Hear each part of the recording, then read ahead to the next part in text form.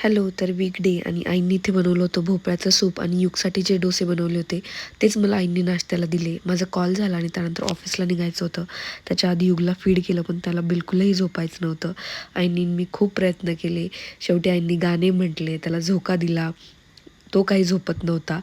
माहिती नाही त्याला सर्दी झाली की काय, पण त्याची झोप खूप कमी झाली मागच्या काही 3-4 दिवसांपासनं.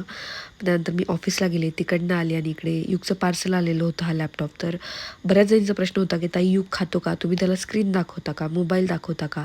तर नाही, आम्ही युगला आत्तापर्यंत कुठलाही मोबाईल किंवा स्क्रीन दाखवलेली नाही आहे. तर आयरा दिदी, मना दिदी जे गेम्स खेळतात, ड्रॉइंग करतात, पेंटिंग करतात, ते सगळं त्यांच्यासोबत करतो. आणि अलेक्सा आमच्याकडे सगळ्यांकडेच आहे. त्यामुळे डान्स तर सगळ्यांचा फेवरेट आहे. गाणं लावलं की सगळेजण नाचायला मोकळे. अरेर टॉयची ही नवीन खेळणी आली आहे, ती पण ते तिघंजणं खूप खेळतात. याचा डिटेल व्हिडिओ मी लवकरच तुमच्यासोबत शेअर करेल. त्याच्यानंतर सर्दी झालेली होती तर आईनी इथे ओव्याची पुंगळी बनवलेली, तर त्याला ओव्याची बिडी असं म्हणतात मालेगावकडे आणि तिकडे करतात हा घरी उपाय. तर तो आईंनी जाळला आणि त्याचा वास आम्ही घेतला जेणेकरून ते नाकात आणि घशात बरं वाटेल.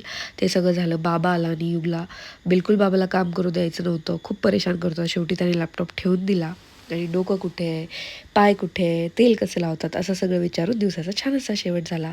बाय.